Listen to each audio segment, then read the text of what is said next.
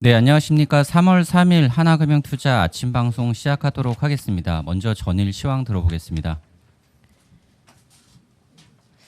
안녕하십니까. 글로벌 리서치팀 윤예지입니다. 전일 증시 동향 말씀드리겠습니다.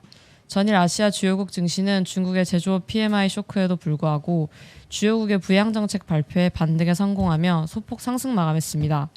지난 28일 제롬 파월 연준 의장은 긴급 성명을 통해 오는 18일 있을 FOMC에서 금리 인하 가능성을 시사했습니다. 일본은행 총장인 구로다 하루이코 역시 전일 긴급 담화를 통해 금융시장의 안정 확보를 위해 노력하겠다고 밝혔습니다. 이에 코스피, 니케이, 상해 종합지수 모두 상승했습니다. 미국 증시 역시 연준의 금리 인하 기대감에 3대 주요 지수 모두 5%가량 급등했습니다. 시장은 오는 18일 있을 FOMC에서 금리가 현행 1.75에서 1.5%에서 50bp 인하될 것으로 기대하고 있습니다. 유럽 증시는 혼조 마감했습니다. 이상입니다. 감사합니다. 네, 먼저 시황 저격 들어보도록 하겠습니다. 바닥에서 할 일이 어떤 것인지 김용구 연구원으로부터 들어보도록 하겠습니다. 예, 안녕하세요. 김용구입니다. 아무래도 이제 2000선 전후해서 이제 시장이 좀 다른 흐름들 좀 나타나다 보니까 아무래도 이제 고민이 좀 깊어지는 상황인 것 같습니다. 근데 여기서 생각해 볼 부분은 두 가지인 것 같아요. 이제 먼저 시장 측면이랑 그리고 이제 대안 측면에서의 어떤 고민들이 되지 않을까라고 보고 있는데요. 계속 그가 이제 말씀드렸던 메시지와 일맥상통하는 대목이겠습니다만은 코스피 2000선 전후해서 요 지수 레벨이 갖는 이제 전략적인 의미에 대해서 좀 고려볼 필요가 있지 않는가 싶습니다. 무슨 얘기냐면은 이제 두 가지를 좀 말씀드리고 싶은데요. 하나는 아무래도 이 코스피 2000선이 어찌 본다라면은 2008년 서프라임 모기지 당시 때 이 시장 밸류에이션 락바탐 레벨을 밑도는 수준이라고 정의를 할 수 있을 것 같거든요. 아무래도 밸류에이션으로 본다면 12개월 포워드 PBR의 0.81배 정도에 이제 준하는 레벨이 2000선이 갖는 의미가 될 것 같은데, 그러면 인덱스로 치환해서 보면 이럴 것 같습니다. 결국은 코로나19 관련된 실물 경기 측면에서의 후폭풍이 어찌 본다면 2018년 당시 때를 좀 더 크게 밑돌 수도 있다, 타격이 훨씬 더 클 수 있다라는 우려가 어쨌든 수급이라든지 주가 측면에서 상당 부분 선반영돼 있다라는 부분들이 될 것 같은데, 여전히 근데 그 대순환주기 측면에서 글로벌 경기 환경이든 아니면 한국의 수출 펀더멘탈 여건이든 어떤 진단을 해본다라면은 여전히 어떤 세계 경제의 급속한 침체 가능성 여전히 좀 제한적이다라는 부분들이 관찰이 돼요. 이거를 볼 수 있는 아무래도 상당히 프락시로 제가 주목하는 건 미국의 비국방자 문제 신규 주문 금액수가 될 텐데, 결국은 대부분의 세계 경제 위기는 미국 중심으로 해서 근 700억 달러를 넘어서는 어떤 흐름들이 나타났었던 비국방 자본재 주문액 자체가 거의 500억 달러 레벨들로 급격히 꺾이면서 사실은 대부분들의 위기가 초래가 됐었던 부분이 확인이 되는데, 지금 여전히 700억 달러 레벨의 어떤 근접하는 좋은 흐름도 이어지고 있다라는 점에서 어찌 본다면 상기 우려가 좀 일정 부분 좀 과장돼 있을 수도 있다라는 부분들을 좀 경계적으로 좀 볼 필요가 있을 것 같고요. 또 하나 이제 2000선이 갖는 의미는 계속 말씀드리는 부분입니다만, 코스피 영업이 컨센서스 변화 추이랑 그 시계열에 매칭돼 있는 인덱스 코스피의 인덱스 추이가 선형 회귀 분석이 가능할 정도로 같은 맥락에서 흐르게 됩니다. 근데 지금 현재 시장 2020년 영업이 컨센서스는 한 167조 원 정도를 벌지 않겠는가를 타겟팅하고 있습니다만, 2000선이 가리키는 이익 레벨은 근 140조도 턱걸이할 수 있다라는 우려가 상당 부분 선반영돼 있는데, 140조 레벨이면 어느 정도 레벨이냐? 결국은 삼성전자의 어떤 극단적 부진으로 출발했었던 2019년 정도에 준할 것이다라는 어떤 기대, 어떤 우려들이 상당 부분 반영이 돼 있는데, 결국 업종이라든지 종목별로 브레이크다운해서 찢어서 놓고 보면 이 현실화 가능성이 극히 희박하다라는 점들을 좀 고려해 본다라면은 결론적으로는 2000선이 어찌 본다면 펀더멘탈 조정이기보다는 다분히 이 바이러스 공포에 함몰된 심리적인 언더슈팅 과정의 개연성이 높고, 결국은 2000선 전후에서는 중장기적으로 놓고 본다면 어쨌든 사는 게 정답이다라는 판단을 내려볼 수 있을 것 같아요. 그러면은 뭘 사야 될까라는 측면에서 본다면 저는 대형 성장주 압축 대응이 답이다라고 보고 있습니다. 그렇게 보는 이유는 사이즈 로테이션 측면에서 봤을 때 결국은 빅스 상승으로 표방되는 어쨌든 잠복 불확실성은 결국은 글로벌 사이즈 로테이션 환경 측면에서 중소형주보다는 대형주 쪽이 설 자리가 앞선다라는 여지들을 시사를 하고요. 그리고 성장주를 지속 강조드리는 건 지금 최근 1년에 어쨌든 경기라든지 정치 환경, 정책에 대한 불확실성 반영을 하면서 글로벌 주요 장기채 금리 사상 최저 수준 떨어졌고요. 또 일드 커브, 장단기 금리 스프레드도 역전까지 나타나는 현상도 이어지고 있다. 이 구도에서 어쨌든 스타일 전략 측면에서 초점은 허울뿐인 가치주보다는 어쨌든 반짝반짝한 실적 성장주 쪽에 어떤 집중될 가능성이 높다라는 여지들 감안해 본다면 결국은 향후 어떤 시장의 어떤 변화라든지 어떤 과정에서 대형 성장주가 주도할 가능성이 높기 때문에 대형 성장주 압축 대응이 답이다라고 보고 있는데요. 이 부분을 우리 시장 내에서 조금 더 종목별로 좀 찾아본다면 MKF 500 지수 안에서 대형주, 그러니까 시총 상위 100개 중에서 결국은 2020년 1분기와 그리고 2020년 전체 실적의 YY 그로스와 그리고 원먼스, 3먼스 체인지까지 고려를 해서 20개를 찾아보면 결국은 삼성전자 하이닉스 대표로 한 IT 주도주군들이 하나 해당이 될 거고요. 그리고 삼성바이오로직스라든지 셀트리온이나 셀트리온 헬스케어로 대표되는 바이오 라지캡들, 그리고 네이버나 카카오라든지 NC소프트로 대표되는 이 소프트웨어 라지캡들이 어찌 본다면 지금 시점에서 계속해서 늘려가야 되는, 사야 되는 전략 대안이 될 수 있다라는 말씀을 드릴 수가 있고, 이 부분은 그간 계속해서 지속 강조했던 대로 어찌 본다면 중국과 연결고리 갖고 있는 아이템들은 당분간 이후에 어찌 됐든 버린다. 결국은 아메리칸 스타일, 결국 미국이 헤게모니를 쥐거나 리더십을 쥐는 쪽만 최대한 압축해서 간다라는 논의와도 일맥상통하는 대안이다라는 점에서 그 전략적인 확률은 훨씬 더 올라간다라는 말씀 드릴 수 있을 것 같습니다. 이상입니다. 네, 다음으로 중국 시장 전망과 전략에 대해서 김경환 연구원으로부터 들어보도록 하겠습니다. 네, 안녕하십니까. 중국 담당하는 김경환입니다. 3월달 중국 전망 월보가 나와서 말씀드리도록 하겠습니다. 저 이번 달 제목이 결자해지고요. 글로벌 공급 충격에 대한 우려는 여전합니다만 어찌됐건 원인을 제공했던 중국의 정책 대응과 회복 속도가 이번 달에 제일 중요해 보인다, 이렇게 말씀을 드릴 수 있을 것 같고요.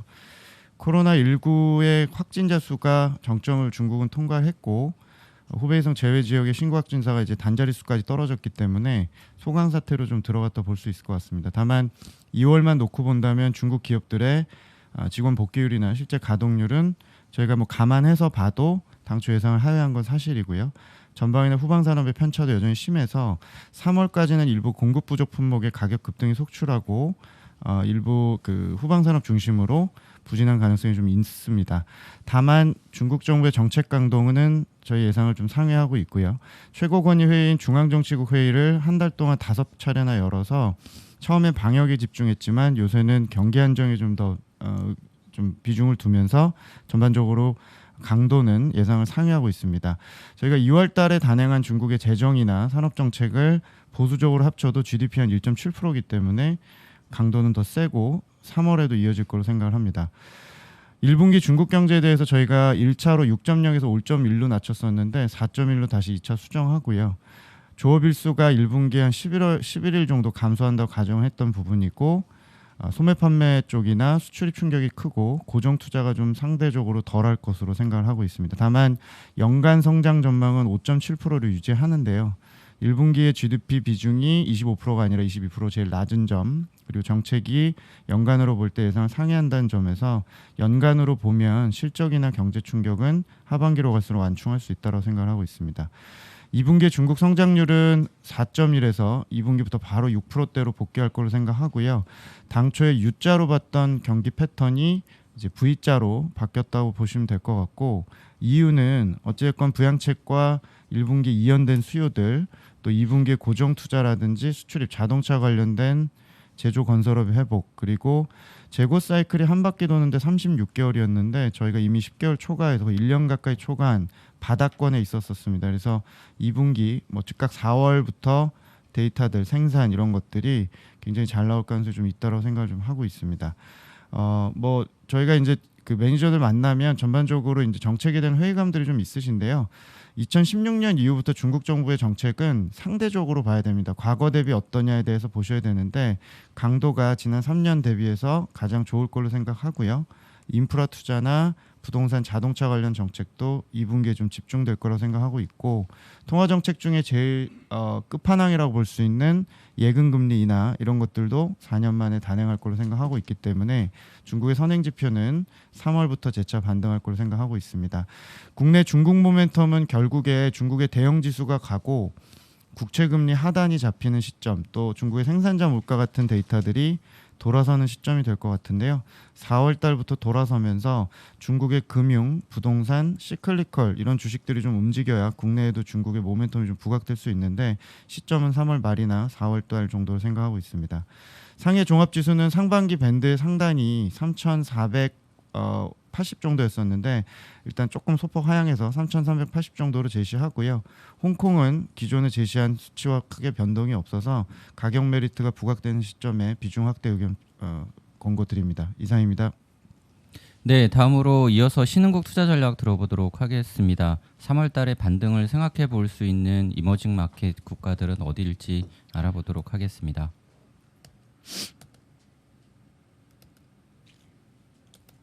네, 신흥국 전략 발표하겠습니다. 3월 이머징 증시 코로나 바이러스에 여전히 변동성 높은 장세 유지할 가능성이 높고요. 그러나 바이러스 여파 최소화시키기 위해서 각국 정책 대응력이 조기 집행될 가능성이 높은 점 고려할 필요가 있다라고 보고 있습니다. 코로나 사태 이후를 생각하는 전략이 필요한 3월이라고 보고 있고요. 빠른 반등을 생각해 볼 수 있는 국가는 러시아라고 저는 생각을 하고 있습니다. 2월달 러시아는 최악의 한 달을 보냈는데요.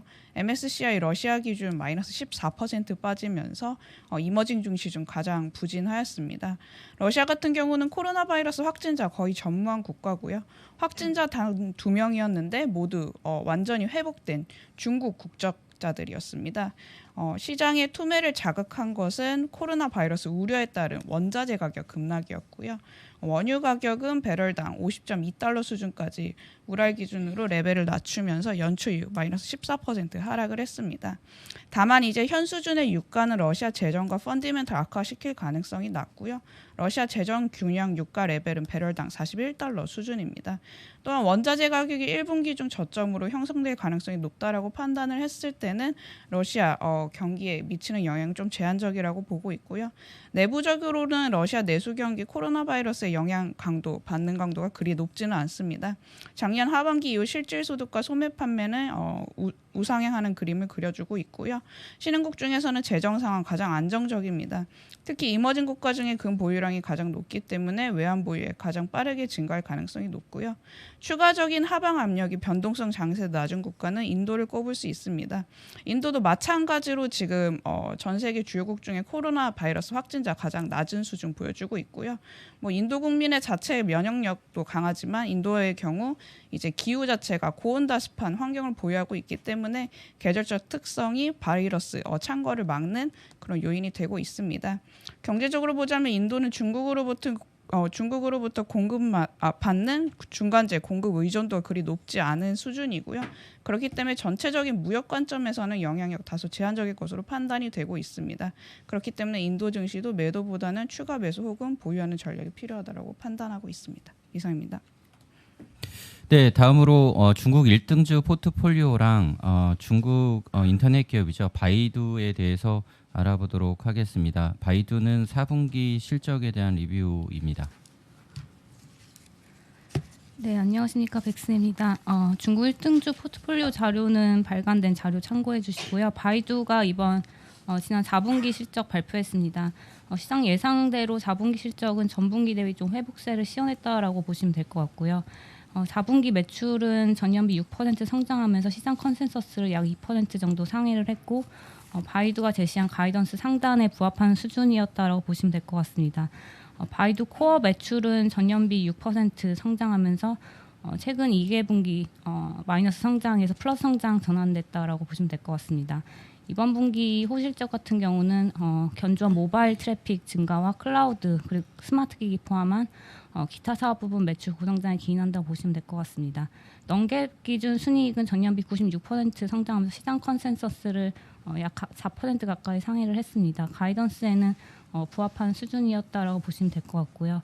콘텐츠 비용과 트래픽 비용이 감소하면서 매출 총이익률이 굉장히 큰 폭으로 개선이 되었고 판관비도 전년과 전분기 대비 감소하면서 영업이익률도 거의 QOQ로 8%포인트 가까이 개선이 됐습니다.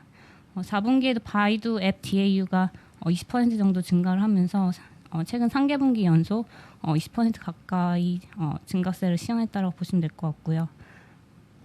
특히 이번 4분기에 IC 제한 클라우드와 스마트 스피커 부분 기타 사업 부분 매출이 거의 100% 이상 고성장한 것으로 추정이 되고 있습니다.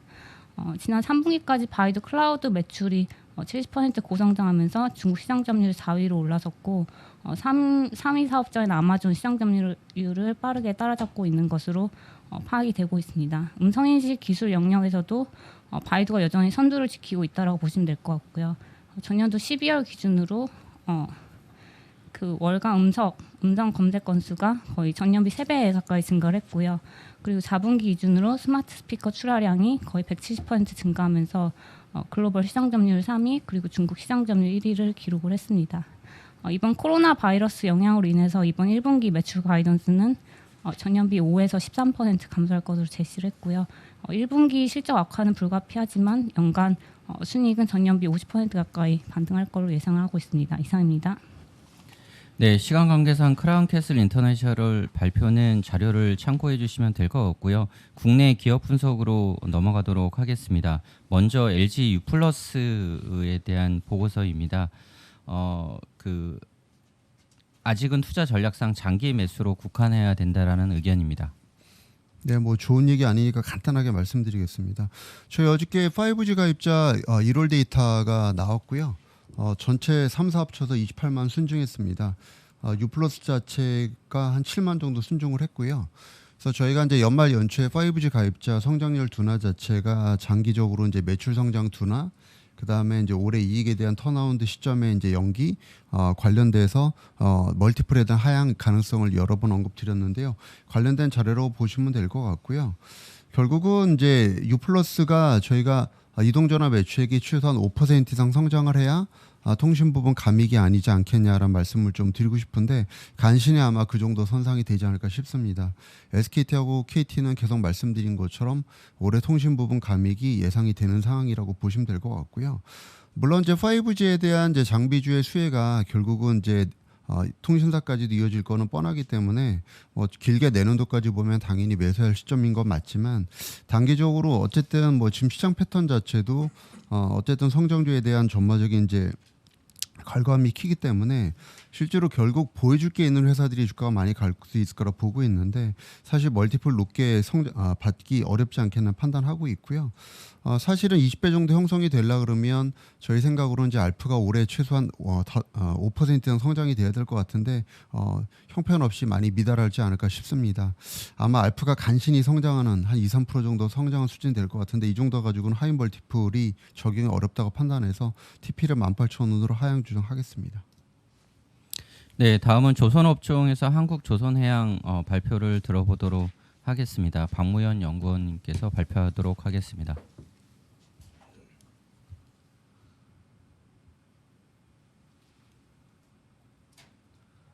네, 안녕하세요. 박무현입니다.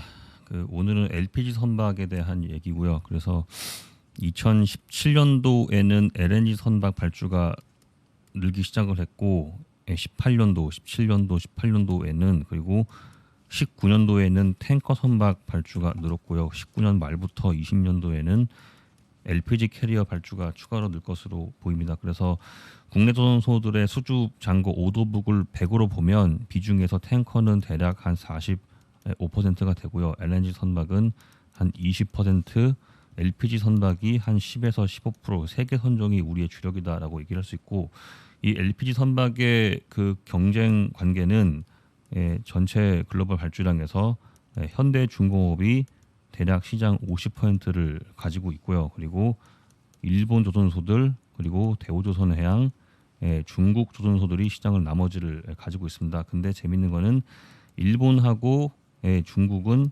철저하게 자국 발주에 의존하는 국제 경쟁전은 없고요. 자국 발주에 의존을 하게 되고 현대랑 대우는 당연히 유럽 선사들한테 발주를 받게 되죠. 근데 2018년도하고 2019년도에 현대중공업의 LPG 캐리어 수주 실적에서 전체 40%가 중국이나 일본에서 발주를 받고 있습니다. 그러니까 쉽게 말해서 중국, 일본 조선소들이 자국 발주를 받지 못하고 있고 오히려 한국 현대중공업 발주를 돌리고 있는 뭐 그런 모습을 보이고 있습니다. 그래서 지난 10년간의 전체 LPG 캐리어 인도량에서 일본과 중국에 이 정도 인도를 했지만 자국 발주를 제외하면은 실제로 인도 실적은 매우 미미한 뭐 이런 상황이 되고 있어요. 그래서 아마 지금부터 LPG 선박의 수주 경쟁에서는 중국이나 일본은 점점 경쟁에서 이탈을 하게 되고 현대와 대우가 시장을 나눠먹는다 이렇게 볼 수 있습니다. 그래서 올해는 이쪽 선박에서 35척 발주가 될 것으로 기대가 되고 있는데 30척을 한국이 가져올 것으로 보이고요. 이 중에서 20개를 현대중공업, 10개 정도를 대우가 가져간다 이렇게 예상되고 있습니다. 이상입니다. 네, 다음으로 IT 업체 중에서 해성 DS 들어보도록 하겠습니다. 1분기 실적 프리뷰와 관련된 투자 포인트 위주로 김록호 연구원이 발표하도록 하겠습니다. 네, 안녕하세요. IT 담당 김록호입니다. 해성 DS 업데이트 보고서 좀 작성했고요. 1분기 같은 경우에는 원래 저희가 한 900억 후반대 봤었는데 1000억 원 이상은 나올 수 있을 것 같고 영업이익도 한 84억 봤었는데 소폭 상향할 것 같습니다. 각각 기존 추정 대비 5% 4% 상향했고요. 저희가 이제 걱정했었던 게 이제 리드 프레임 쪽이 일반 IT향 그러니까 뭐 가전이나 소량 IT 조그만 IT 제품들이죠. 그런 쪽으로 나가는 물량이 있었는데 그런 부분이 생각보다 코로나 바이러스 이슈에도 불구하고 수요가 견조하게 유지되고 있는 상황인 것 같습니다.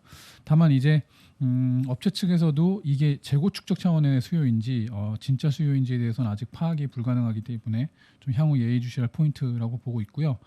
원재료 중에 이제 매출액 대비 한 2% 정도 내외 차지하는 팔라듐 가격이 있는데 팔라듐 가격이 연초 트라이온스당 1,800달러에서 지금 2,500달러를 넘어섰어요. 2개월 만에 해서 그런 부분들이 소폭이지만 수익성 부담은 좀 준 것 같습니다. 그래서 저희가 원래 매출액 1,000억 원 넘으면은 한 10% 정도 영업이익률 달성할 거라고 봤는데 한 9%대 조금 못 미치는 이유가 이 부분 때문이다라고 보고 있습니다. 이 부분은 시간이 지나면은 판가에 어느 정도 전가가 되기 때문에 수익성 훼손은 상대적으로 제한적일 거다라고 보고 있습니다.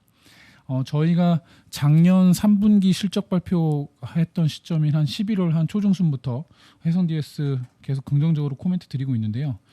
패키지 부분 쪽이 돌아서는 부분이 확인되고 나서부터 긍정적으로 코멘트 드리고 있었습니다. 최근에 패키지 업황 호조에 따라서 여전히 이쪽 부분 굉장히 좋은 상황이고요. 생산 능력 확대 진행하고 있는 것으로 파악됐습니다. 그래서 9월 중으로는 이쪽 부분에 대한 증설이 마무리가 될 것 같고 그래서 이제 4분기부터는 매출액 한 400억 원 이상 달성되는 캐파 확보할 거라고 보여지고요. 2021년 이후로는 계속해서 분기 매출액 400억 원 이상 나오면서 수익성 기여도 점점 높아질 거라고 보고 있습니다. 투자 의견 바이 목표 주가 25,500원 유지하고요. 최근에 뭐 이런 이슈들 때문에 코로나나 뭐나 이런 이슈들 때문에 주가가 조정을 받았었는데 매수 기회로 활용할 것을 추천드리고요. 꾸준하게 말씀드린 투자 포인트지만 차량용 반도체 상위 3개사 쪽으로 꾸준하게 매출이 늘어나고 있습니다. 그래서 연평균 지난 3년 동안 18% 이상의 고 성장 시현했고 올해도 한 20% 정도 매출액 증가할 거라고 보고 있습니다. 그리고 방금 전에 말씀드린 패키지 호황에 따라서 분기 매출액 400억 원 이상 올라가면 수익성 기여할 거다라고 보고 있고요. 처음에 상장했을 때만 해도 전사 영업이익률 한 9%, 11% 나오면서 PR 15배 정도에 거래되다가 아까 전에 말씀드린 패키지 쪽 투자 조금 잘못되면서 수익성 훼손되면서 PR 한 8배까지도 떨어졌었거든요. 근데 최근에 패키지 쪽 다시 올라오면서 PR 할증되고 있는 구간이고요. 저희가 보기에는 기존 PER까지도 충분히 도달 가능할 거기 때문에 목표 주가 PER 14.9배 적용해서 말씀드리고 있고 지금 PER 10배가 안 되기 때문에 상승 여력이 여전히 50% 이상 남아있다라고 보고 있습니다. 이상입니다. 네, 다음으로 산업 분석 쪽으로 넘어가도록 하겠습니다. 먼저 유통업종 들어보도록 하겠습니다. 최근 코로나 영향에 따라서 단기적으로 조금 트래픽이 좀 감소를 하고 있는 상황이긴 하지만은 향후 주가 흐름 어떻게 봐야 될지 알아보도록 하겠습니다. 네, 박종대입니다. 2월 현황이 이제 밝혀졌죠. 예, 중국 인바운드는 거의 마이너스 70% 정도 떨어진 것 같고요. 면세점은 마이너스 40%, 편의점은 0%. 편의점하고 온라인은 이런 그 코로나 사태 때 가장 그래서 선방할 수 있는 그런 채널이라고 이미 알려져 있었습니다.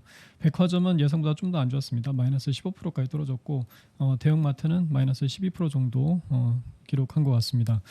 대형마트는 사실 1월 달에 9% 정도 성장을 했기 때문에 이런 코로나 사태를 감안하게 되면 2월은 거의 마이너스 20%까지 떨어졌어야 되는데 상당히 선전을 한 겁니다. 1, 2월 합산으로 기존적인 마이너스 1%니까는 상당히 좋은 실적이죠.